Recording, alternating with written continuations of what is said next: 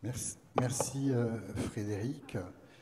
Merci vraiment à nouveau pour l'invitation qui m'a été faite d'animer, je ne l'ai pas dit ce matin, j'étais tout à fait heureux d'animer cette rencontre et de dialoguer avec des femmes poètes. J'emploie pas le terme de poétesse. Je ne sais pas si le terme de femme poète ou de poète, tout simplement, vous satisfait ou vous préférez que j'emploie le terme de poétesse? Habituellement, je dis poète. Et habituellement, au Québec, on dit poète. Même chose. Est-ce que ça vous... Non, d'accord. Alors, déjà, une question de vocabulaire. Donc, ça nous ravit. Voilà. Alors, moi pour préparer cette rencontre, bien sûr, j'ai découvert votre œuvre. Je connaissais déjà la vôtre, Louise, mais j'ai découvert la vôtre, Lise. Et ça a été vraiment un beau voyage que j'ai fait à travers deux espaces francophones, le Québec et la poésie franco-manitobaine. Alors j'avais été aussi séduit, j'avais été un peu surpris, mais séduit par l'intitulé de cette table ronde. C'est pas moi qui l'ai choisi, j'ai reçu ça dans le programme. Je trouvais ça très beau pour un début d'après-midi, un dimanche. La poésie est une extravagance. C'est tout à fait léger, c'est tout à fait beau. Alors je suis quand même allé regarder c'est quoi une extravagance, voir des synonymes. Alors une extravagance, j'ai trouvé dans le dictionnaire Larousse une bizarrerie, une excentricité, une originalité, un caprice, une divagation, une lubie, une fantaisie. Et je me suis demandé si vous, comment vous abordez ce titre-là, poétique. Est-ce que pour vous, la poésie est une extravagance?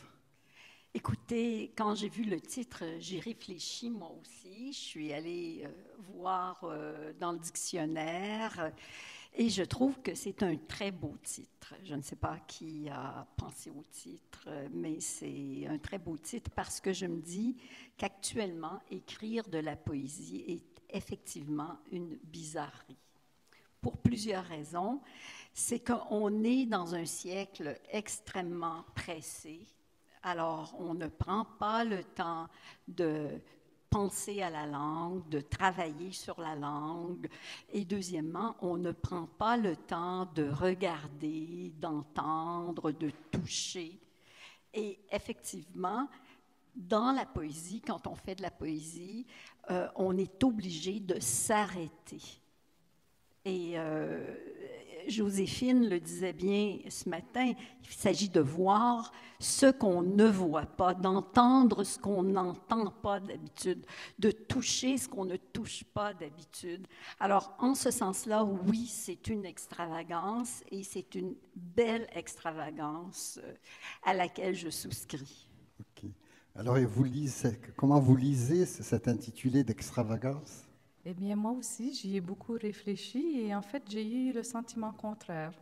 Je me suis dit que la poésie dans ma vie n'est pas une extravagance, c'est un besoin fondamental. J'écris souvent sans savoir exactement pourquoi j'écris, mais c'est vraiment nécessaire. Alors, mais je suis tout à fait d'accord avec vos interprétations. C'est vrai que c'est une lubie, une folie, un peu, surtout quand on essaye d'enseigner la poésie. Nos étudiants nous regardent comme si nous étions fous ou folles, parce que c'est vraiment un genre littéraire qui, malheureusement, a été un peu malmené, surtout en Amérique du Nord, je pense, beaucoup moins ici en Europe. Et donc, il faut encore séduire nos étudiants, nos étudiantes avec la poésie. Et là, ça redevient une extravagance parce que c'est quelque chose qu'ils découvrent avec plaisir. Alors, pour vous découvrir un petit peu, est-ce qu'en quelques mots, vous pouvez nous raconter comment ce chemin vers la poésie, Lise, est parti chez vous? Comment vous publiez depuis les années 80, je crois me souvenir. Ça ne me rajeunit pas. Mais comment on entre, je ne veux pas dire comment on entre en poésie. Comment c'est fait pour vous? Bon, j'avais lu Anne Hébert, Marie-André Lamontagne en a parlé hier, qui est une de nos grandes poètes, Saint-Denis Garneau. Alors, je viens de là. Mais j'ai découvert la poésie des femmes au Québec. Et la poésie des femmes a été extrêmement créatrice, extrêmement subversive. Et à partir de ce moment-là, je me suis dit, moi aussi, je veux écrire de la poésie. Et j'ai commencé doucement à écrire des petits textes dans des revues, comme tous les poètes qui commencent, et ensuite des recueils. Et je n'ai pas arrêté depuis, même si maintenant j'écris aussi des romans, du théâtre, des essais. Je garde même dans mes romans ce que j'appelle une posture de poète. Et vous, pour Lise, comment vous en êtes arrivé à écrire et donc vous enseignez, vous l'avez dit aussi, la littérature? Oui. C'est lié à... Mais c'est un peu la même chose, le coup de foudre. On découvre des poètes et j'avais d'excellents professeurs au secondaire qui m'ont permis de vraiment découvrir des poètes de tous les continents. Et donc, j'avais toujours aimé lire, mais je n'avais pas beaucoup lu la poésie avant d'aller au secondaire. Et j'avais un prof haïtien qui était excellent. Et donc, il a en fait ouvert les portes pour moi. Et j'ai découvert la poésie. Et puis, c'est curieux, moi aussi, à Hébert, c'était un coup de foudre. Alors, je ne sais pas, de fil en aiguille, j'écrivais beaucoup, un journal intime, ce genre de trucs-là. Puis, à un moment donné, j'ai commencé à écrire de la poésie et puis j'ai continué. En fait, mes parents m'encourageaient beaucoup. Alors, il faut que je leur dise merci parce qu'ils me lisaient beaucoup et il y avait toujours une rétroaction assez positive. Ils n'étaient pas toujours très objectifs, mes parents. Mais bon, j'ai continué. Et ce qui est vraiment très intéressant, c'est que j'écrivais en français. Même si nous sommes entourés d'anglophones au Manitoba, chez nous, on parlait le français, j'écrivais en français. Et puis, bon, c'est comme ça que je suis partie à la recherche de la poésie. Alors, j'aimerais qu'on essaie justement de poursuivre cette généalogie de la parole poétique. Toutes les deux, vous avez cité Anne Hébert comme peut-être une personne soit qui vous a influencé, qui vous a intéressé. Est-ce que vous pourriez faire une sorte de panthéon des poètes, hommes, femmes, qui ont compté pour vous et qui ont soit influencé, soit qui vous ont en partie construite? Or, à part Anne Hébert, vous avez dit en général les femmes poètes au Québec, mais on parle de quelle génération, de quelle femme? On parle de la génération qui me précède, de Nicole Brossard, Madeleine Gagnon, France Théoret. Je pourrais vous raconter une anecdote tout à l'heure, à quel point elle m'a touchée. Loukie Bersianic, qui a eu une très belle communication sur Loukie Bersianic. Alors, ce sont des femmes qui comptaient, ce sont encore des féministes, et qui ont décidé d'écrire sur la vie des femmes, l'expérience des femmes, la subjectivité des femmes, les douleurs des femmes, les joies des femmes, les désirs. Et au Québec, à part quelques poètes des générations précédentes, mais là, je ne veux pas vous faire un cours, on n'est pas ici comme pour ça. Il y a eu des poètes très importants, des femmes poètes dans les années 30 au Québec. Ensuite arrive Anne Hébert. Alors, ce sont des femmes qui ont mis la table pour nous. Moi, je me considère comme faisant partie de la deuxième génération, la génération qui suit et qui poursuit ce qu'elles ont commencé, mais avec une autre vision, peut-être, des choses par moment.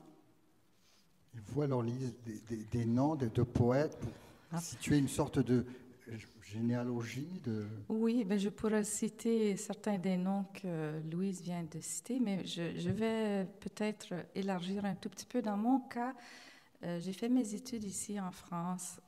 J'ai fait ma maîtrise et mon doctorat et j'ai suivi des cours en littérature de la francophonie. Alors, j'ai découvert le mouvement de la négritude, les poètes... David Diop, Senghor, etc. Et ensuite, on a fait l'océan Indien, on a fait les Antilles, Aimé Césaire. Alors, pour moi, j'ai eu plusieurs coups de foudre, de grandes découvertes de différentes voix qui venaient d'un peu partout. Alors, je pense que mes racines sont surtout canadiennes et québécoises, évidemment, parce que c'est là où j'ai commencé à lire la poésie. Mais ça a vite foisonné au point où j'adore la poésie acadienne, par exemple. J'ai beaucoup de... comment dire, il y a beaucoup d'échos, de résonance, parce qu'ils évoquent des problèmes qui sont similaires aux nôtres, parce qu'ils sont eux aussi minoritaires. Mais voilà, je ne sais pas si... Je ne peux pas tout citer parce que j'ai beaucoup de noms qui me viennent à l'esprit, mais ce ne sont pas seulement des femmes, dans mon cas. Alors justement, on va partir sur ces territoires de poésie, parce qu'aujourd'hui, j'ai face à moi 2 femmes poètes du Canada, l'une étant une poète du Québec, donc qui écrit en français, dans une province, et je dis une nation, puisque le Québec est une nation, où le français est majoritaire. Vous, Lise, vous avez le point commun de partager le territoire du Canada, mais vous vivez dans une province, le Manitoba, vous êtes franco-manitobaine, où le français est minoritaire. Et la question que je me pose, j'imagine que les territoires de poésie, c'est pas la même chose d'écrire et avec tout peut-être le support de l'édition, de la reconnaissance, etc. Quand on est poète au Québec ou poète au Manitoba, écrire en français. Est-ce que cette différence, on le ressent, j'allais dire, quand on parle de poésie, si ça peut s'appeler canadienne, et est-ce qu'il y a des liens, des dialogues qui se font entre ces 2 territoires à l'intérieur de ce grand territoire qui est le Canada? Vous faisiez non. C'est pas du tout la même chose. En fait, chez nous, lorsqu'on écrit en français, c'est un geste politique. On s'affirme, on dit « je suis là, j'existe ». J'ai un tout petit lectorat et j'espère qu'un jour, peut-être que mon œuvre va franchir les frontières du Manitoba. Et puis, voilà, c'est toujours tout, parce que je ne suis pas la seule qui écrit au Manitoba français. Évidemment, on a 2 maisons d'édition, les éditions du Blé et les éditions des Plaines. C'est très original, n'est-ce pas, comme titre, mais bon, comme nom. Et donc, oui, on est toujours conscient du fait que nous sommes un peu en train de porter un flambeau, même si je n'écris presque jamais à propos du Manitoba. Et donc, c'est pour ça qu'on aime beaucoup aller à la rencontre de nos collègues poètes et écrivains un peu partout dans le monde. Alors, de notre côté, au Québec, évidemment, vous l'avez très bien dit, le français est la langue usuelle, la langue qu'on parle tous les jours. On a quand même beaucoup de liens avec les poètes acadiens et les poètes de l'Ontario, moins malheureusement avec les poètes plus éloignés. Et je trouve ça merveilleux qu'on soit ensemble cet après-midi parce qu'il faut développer des liens. Alors, c'est extrêmement important et j'en suis très consciente. Mais on a aussi au Québec de plus en plus de liens avec des poètes anglophones. Alors, de plus en plus, il y a des lectures et moi, j'y travaille beaucoup pour animer des lectures ou organiser des lectures entre poètes francophones et avec des poètes anglophones et des poètes allophones aussi.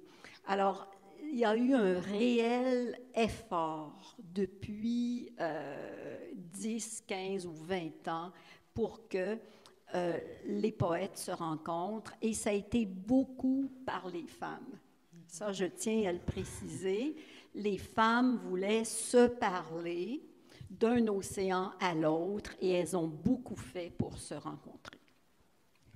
Parce que justement, il y a cette image, quand on parle du Canada, et vous avez parlé de la question du français et de l'anglais, on parle des 2 solitudes, mais il y a d'autres solitudes peut-être qui se superposent.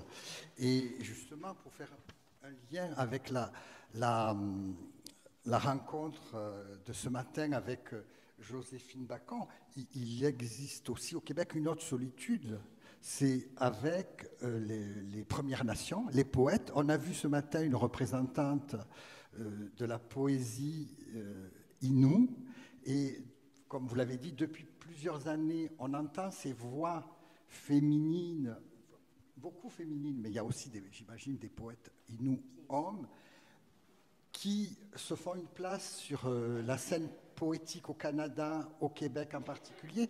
Est-ce que cet autre dialogue, il commence à se faire? Je sais qu'il y a eu déjà pas mal d'expériences au Québec autour de ça, des partages. Et Joséphine Bacon y participe avec vous et d'autres.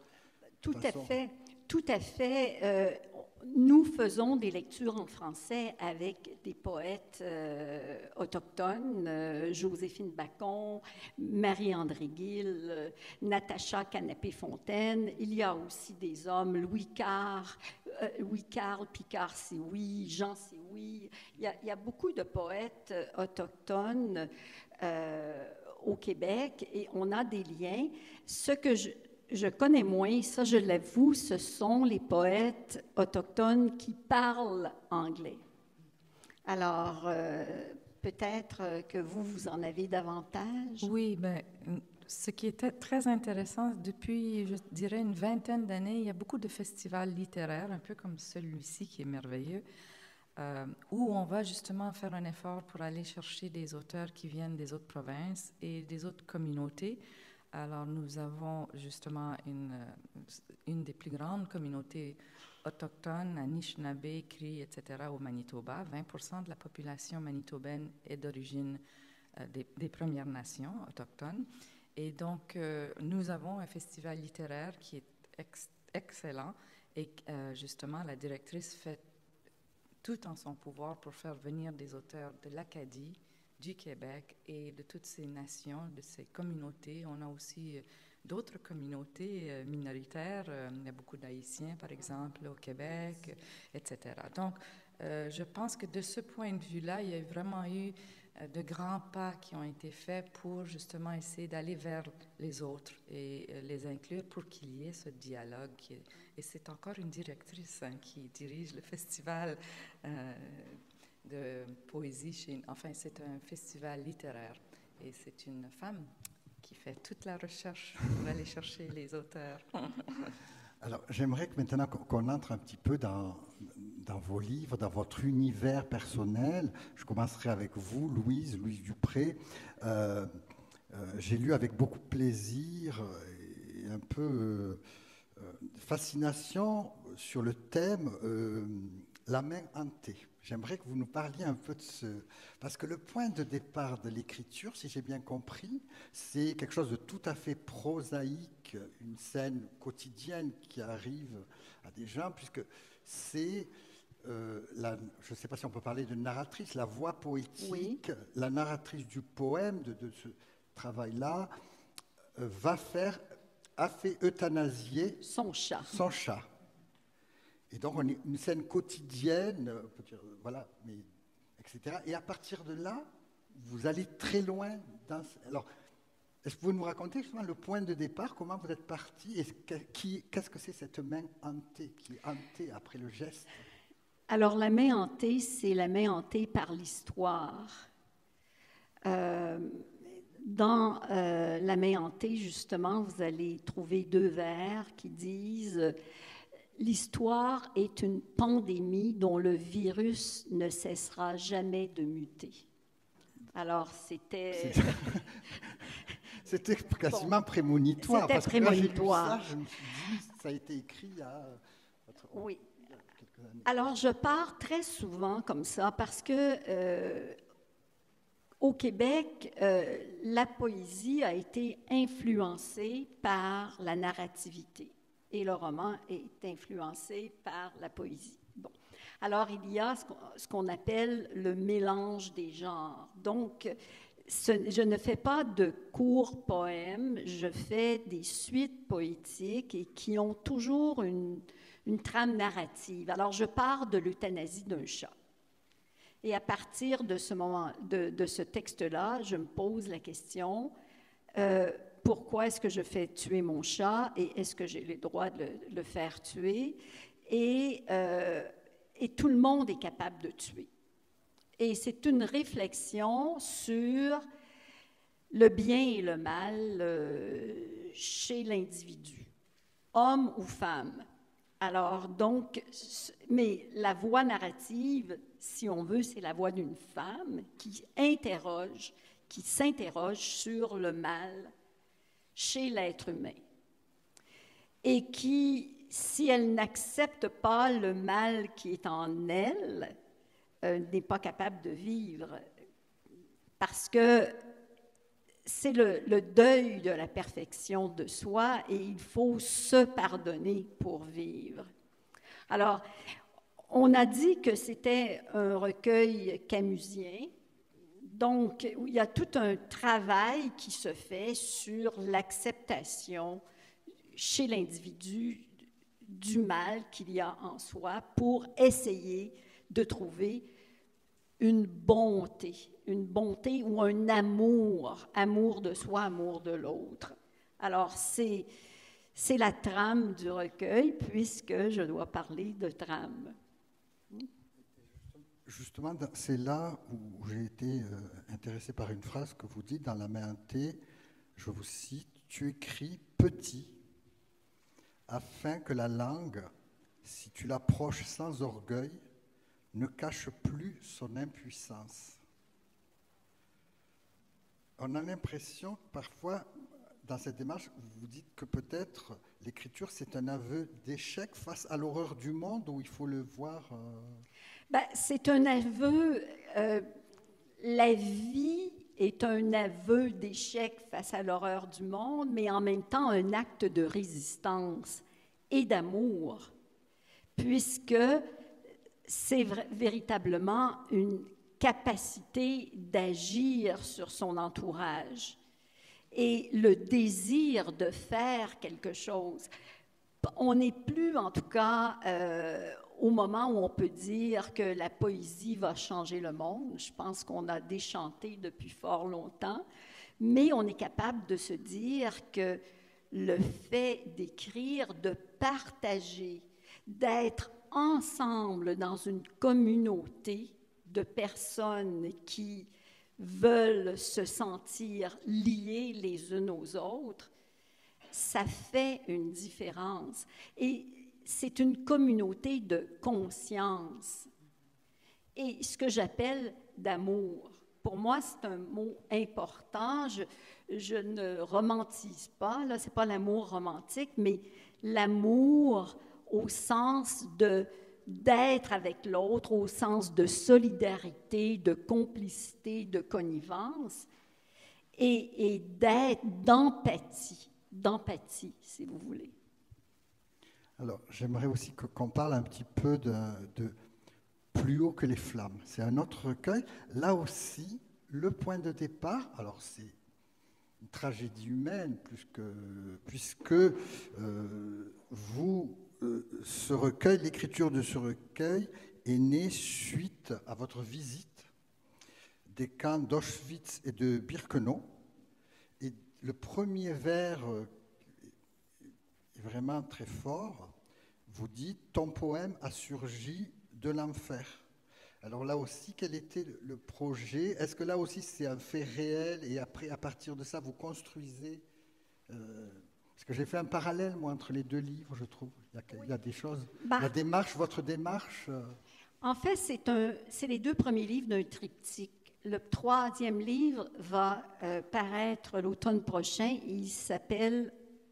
Le titre va être « Exercice de joie ». Alors voilà, donc ça vous donne une vision globale des trois. Parce qu'il faut atteindre la joie à un moment donné. Et déjà, tout à l'heure, je vous lirai un petit texte de La main hantée où il est question de la joie. Mais partons de Plus haut que les flammes.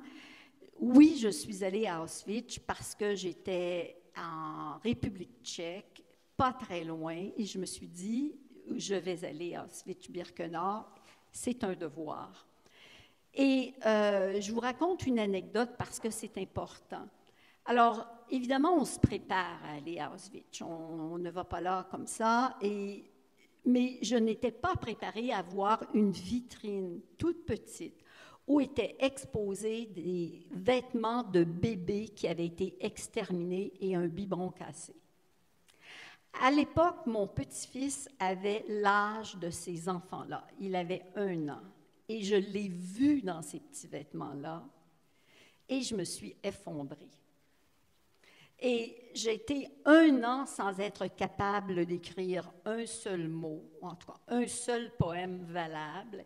Et je me suis dit, si je n'écris pas ce livre-là, je n'écrirai plus jamais. Donc, c'est une réflexion de grand-mère qui a près d'elle un enfant et qui se pose la question: dans quel monde mettons les enfants aujourd'hui et qu'est-ce qu'on dit aux enfants du monde dans lequel ils vivent? Mais évidemment, c'est l'enfant qui va fournir les questions à la grand-mère parce que l'enfant, lui, ne connaît pas Auschwitz. L'enfant veut jouer, l'enfant veut grandir, l'enfant veut aimer. Et c'est l'enfant qui sauve la grand-mère de l'horreur dans laquelle, et de la, disons-le, de la dépression philosophique dans laquelle elle est enlisée. Alors justement, parce que je trouve que la langue dans ce recueil-là, elle est vraiment, il y a une certaine musique, il y a un rythme, de temps en temps, vos poèmes musicaux et tout ça. Et j'ai découvert des extraits d'un très beau film poétique de Monique Leblanc, qui a fait elle-même un poème visuel. Et j'allais dire, pour parler d'actualité, il se trouve que ce très beau film que je conseille vraiment aux gens de découvrir va être projeté mardi soir, je crois, à 20h au Centre culturel canadien à Paris. J'aimerais que vous nous en dites quelques mots. Alors les gens qui sont de la région parisienne, ils peuvent aller sur le site du Centre culturel canadien pour réserver des places, mais que vous nous parlez de ça, parce que j'ai vu certains extraits, les images, à partir de votre poème, il y a eu une vraie création de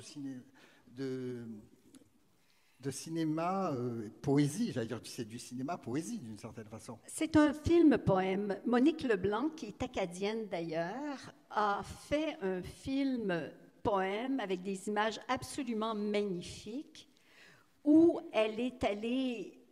le texte est dit en entier par une excellente comédienne. Et vous avez des images de grand-mères qui s'occupent des enfants. Mais ce ne sont pas des narrations. C'est un film qui fonctionne par association, exactement comme un poème. Je trouve que elle a fait un film absolument magnifique, un très grand film. Et le monteur Geoffrey Boulanger, qui est d'origine française d'ailleurs, a fait un montage extraordinaire. La musique est très belle. Il y a eu une sorte de rencontre autour de ce film-là et je me considère très choyée, très, très choyée. Et donc, vous serez mardi soir pour le présenter, pour répondre aussi au public et en parler. Exactement, je répondrai aux questions. Et ça me fera plaisir de vous voir si vous êtes là, évidemment. Pour entendre justement la parole de poète, est-ce que vous acceptez de nous lire? Je vous avais demandé de lire des extraits, et puis je passerai ensuite la parole à Lise pour qu'elle nous parle de son univers. Si vous permettez, je vais mettre mes lunettes.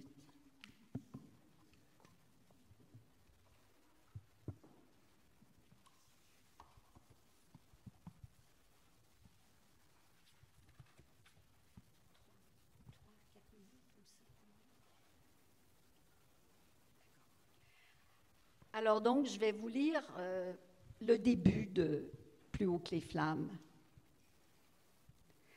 Ton poème a surgi de l'enfer un matin où les mots t'avaient trouvé inerte au milieu d'une phrase. Un enfer d'images fouillant la poussière des fourneaux et les âmes sans recours réfugiées sous ton crâne. C'était après ce voyage dont tu étais revenu, les yeux brûlés vifs de n'avoir rien vu. Rien, sinon des restes. Comme on le dit, d'une urne qu'on expose, le temps de se recueillir devant quelques pelletées de terre. Car la vie reprend même sur des sols inhabitables. La vie est la vie. Et l'on apprend à placer Auschwitz ou Birkenau dans un verre, comme un souffle insupportable.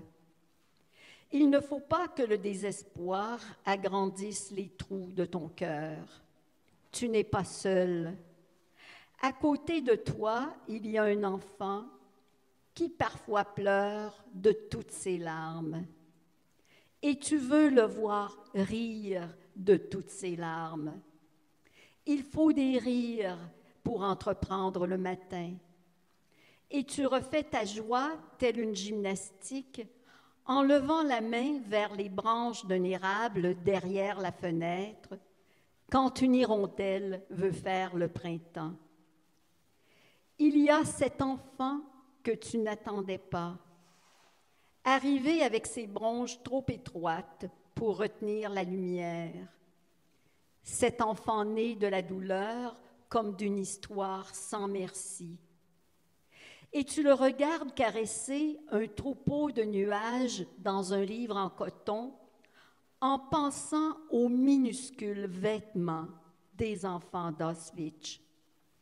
À Auschwitz, on exterminait des enfants qui aimaient caresser des troupeaux de nuages.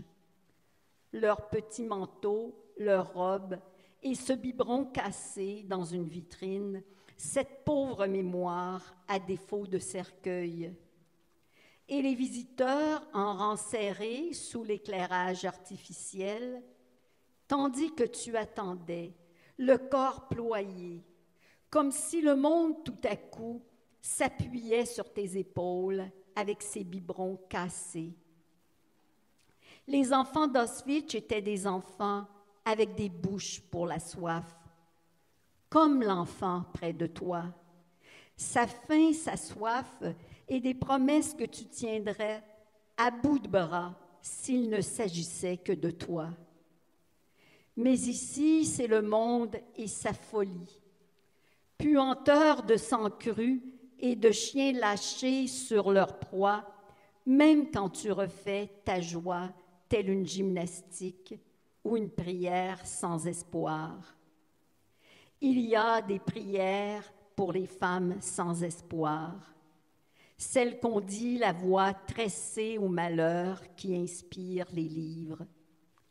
Car la terre a connu plus de désastres que de bénédictions, pluie d'insectes ou de feu, pluie de pierres dont on lapide les épouses, pluie d'obus lancés sur des villes comme des œufs, pluie de pluie qui n'en finissent pas de tout engloutir. Heureusement, il y a des arches pour les femmes sans espoir et les petits garçons à hauteur de nuages qui chevauchent leurs premiers rêves.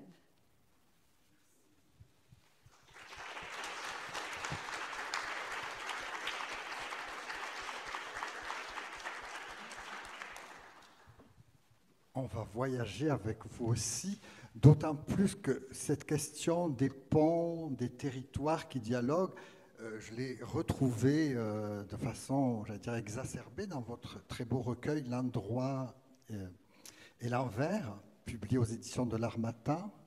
Je veux signaler que, bien sûr, les poèmes de Louis sont publiés aux éditions Bruno Doucet, disponibles pour Bruno Doucet. Alors vous partez dans un autre continent, vous avez une proximité avec le continent africain, avec le Sénégal et le Mali en particulier, et dans ce livre, L'endroit ou l'envers, j'ai lu dans la présentation que vous faites que ce texte est né après un voyage au Mali, au Sénégal, que vous faites en 2006. C'est ça. Et oui. où, justement, vous questionnez sur l'autre, l'altérité, le soi, sa propre identité. Est-ce que vous pouvez nous parler un peu de cette proximité que vous avez avec les cultures africaines? Tout à l'heure aussi, vous avez parlé de cette ouverture à toutes les francophonies. Voilà. Alors, ce livre-là a été un projet d'écriture assez particulier, puisque je m'étais donné comme objectif d'étudier, ce que je voulais étudier, c'était l'endroit et l'envers, enfin les deux côtés d'une médaille. Je voulais justement opposer ce qu'on oppose de façon générale, le nord, le sud, pauvre, le riche, etc. Alors, je me suis dit, je vais explorer ces deux antipodes, ces deux antithèses. Et je revenais d'un voyage en Afrique. Et puis, j'ai commencé à écrire et je me disais, bon, mais ça, c'est le côté blanc, hein, c'est ma réalité, la réalité occidentale, etc. Et on va juxtaposer à ça la réalité africaine, noire, etc. Et puis, au fur et à mesure que j'avançais, je me suis rendu compte que la quasi-totalité de mes textes était dans une zone grise qui n'appartenait ni au côté occidental, ni au côté de l'Afrique noire. Et là, je me suis dit, bon, ben, il va falloir que je trouve un artifice. Alors, j'ai commencé à écrire de façon vraiment ordonnée. En prenant les 26 lettres de l'alphabet, j'ai écrit un poème que j'ai classé dans la catégorie l'envers et l'autre catégorie l'endroit. Puis ensuite, il y avait la zone grise. Et donc, c'est un peu comme ça que j'ai exploré une thématique que j'ai toujours trouvée fascinante et qui a donné lieu à la publication de ce livre-là, dont le titre est inspiré du livre de Camus, L'envers et l'endroit. C'est le contraire, quoi. Je me trompe toujours. Lui, c'était l'envers et l'endroit, et moi, c'est l'endroit et l'envers. Et j'ai mis en exergue une citation de Camus. Justement, vous mettez une citation, et il faudrait que j'ai bien vu, bien sûr, c'est le premier livre de Camus. Il n'y a pas d'amour de vivre sans désespoir de vivre. Voilà. C'est un peu ça, finalement, ce que j'ai pu observer, c'est que, bon, on parle du Nord et du Sud, mais ce sont les mêmes réalités. On n'a qu'à se déplacer quelque peu pour retrouver les mêmes inégalités sociales et, qu'on retrouverait dans des pays dits en voie de développement, alors qu'on trouve une joie de vivre extraordinaire qu'on ne trouve pas forcément chez nous. Alors, c'était toujours ces constats qui ébranlaient un peu mon projet. Je me disais, bon, ben, je vais faire l'endroit et l'envers, et entre les deux, il y a cette zone grise, et finalement, presque tout se trouvait dans la zone grise. Alors, je me suis beaucoup amusée, en fait, avec ce livre-là, mais il y a quand même quelques poèmes qui sont vraiment du Sénégal. Là, je parle, par exemple, de ma petite nièce qui danse avec une frénésie, ce qu'on ne trouverait pas nécessairement dans ma famille canadienne-française. Mais bon, voilà. Donc, il y a quelques exceptions où il y a vraiment des réalités très... L'hiver, par exemple, c'est vraiment quelque chose qui appartient à ma zone de réalité. Et le désert, le Sahel, ça appartient à l'autre côté de ma vie parce que mon mari est sénégalais. Et donc, j'ai vécu 2 ans au Sénégal et c'est un peu une des raisons pour lesquelles je voulais explorer l'endroit et l'envers de la vie. Et alors, justement, au-delà de ce livre, vous dites que c'est un projet particulier. Oui. Vos autres livres, votre démarche poétique, elle va vers, comme nous a un peu expliqué Louise, vers, pour vous, des questionnements autour de la femme, de votre langue. Oui.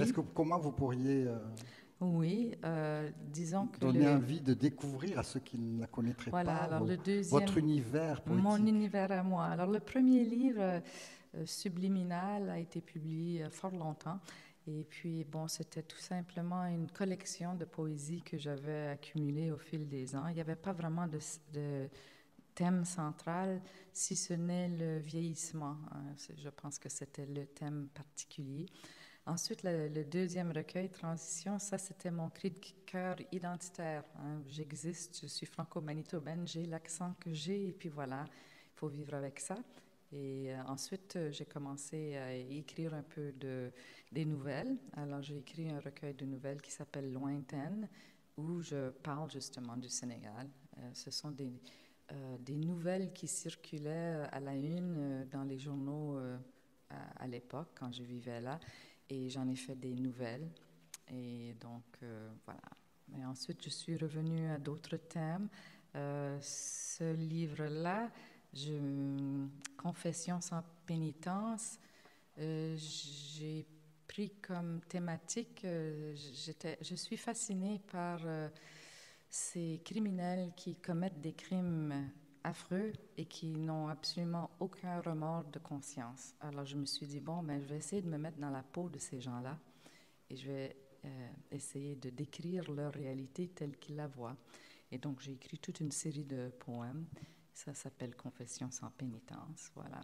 Et j'ai d'autres livres aussi, je ne me rappelle plus. Là, Empreinte, c'est le dernier.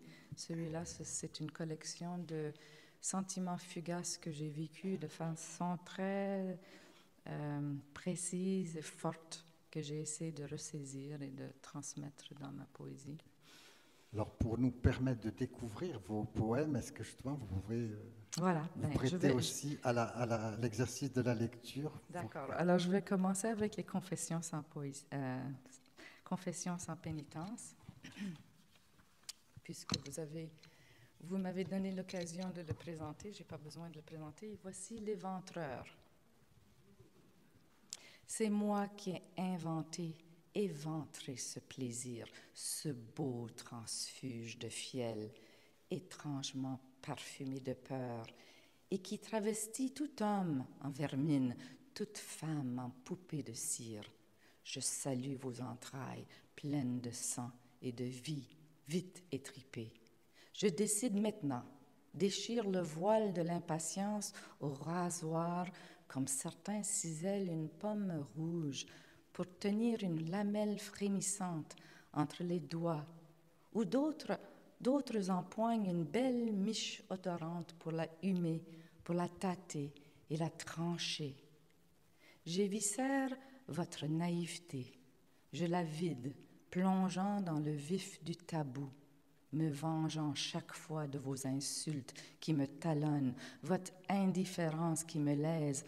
Voyez-vous, je ne me sens plus bafouée depuis que j'effile ma hargne, le temps d'une saignée, la pointe chatoyante entre les plis de cette soie souple, le couteau toujours tiré du bas vers l'extase.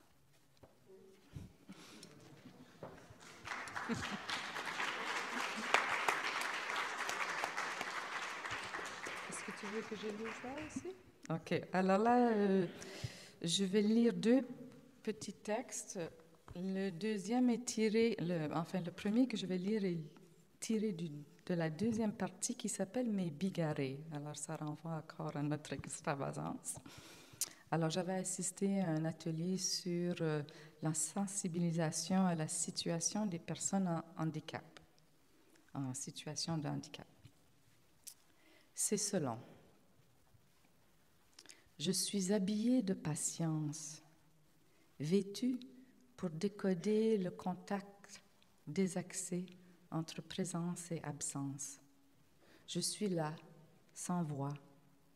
Je suis pris, captif dans la marge de la normalité, arrivé tout croche entre inconscience et fabulation.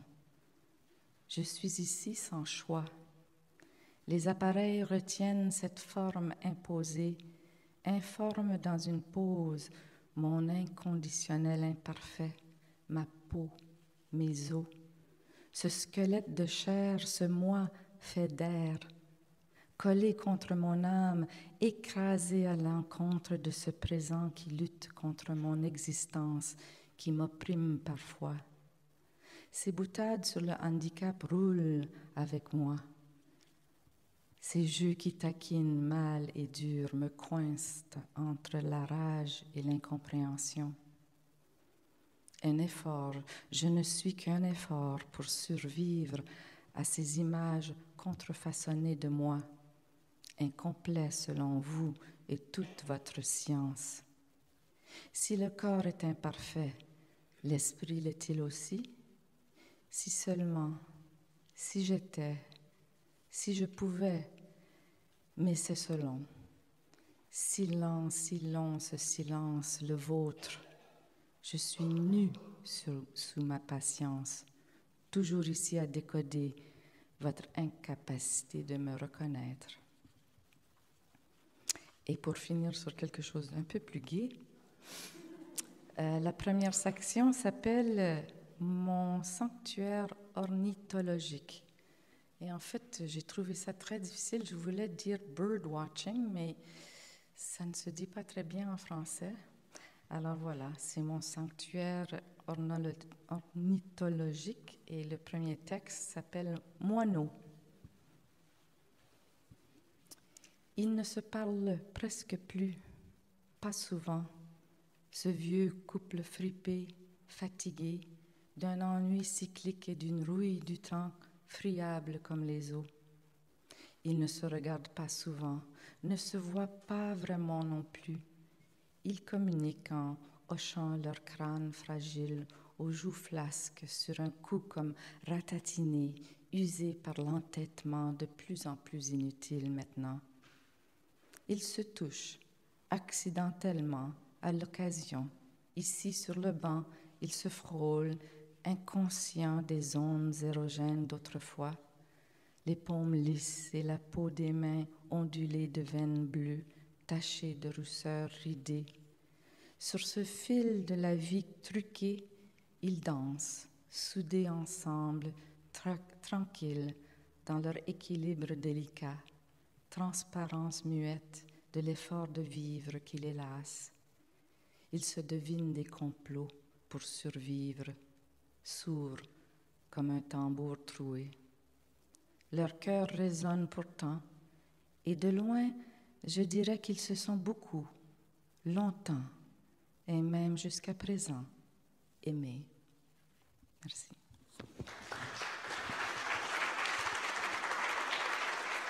Merci. Merci à toutes les deux d'avoir accepté ce dialogue, ce partage, j'allais dire ce partage d'extravagance. Je trouve que c'est une très belle façon de commencer cette dernière après-midi de ce formidable festival. Merci. Et j'espère qu'on vous a donné envie de lire, de découvrir justement la richesse de la poésie canadienne, franco-manitobaine, québécoise. Il y a bien sûr les livres des auteurs avec qui j'ai eu le plaisir de dialoguer, sont disponibles sur le stand des libraires. Voilà. Et que le dialogue pourra se poursuivre à travers la lecture. Merci beaucoup. Merci Ashmi.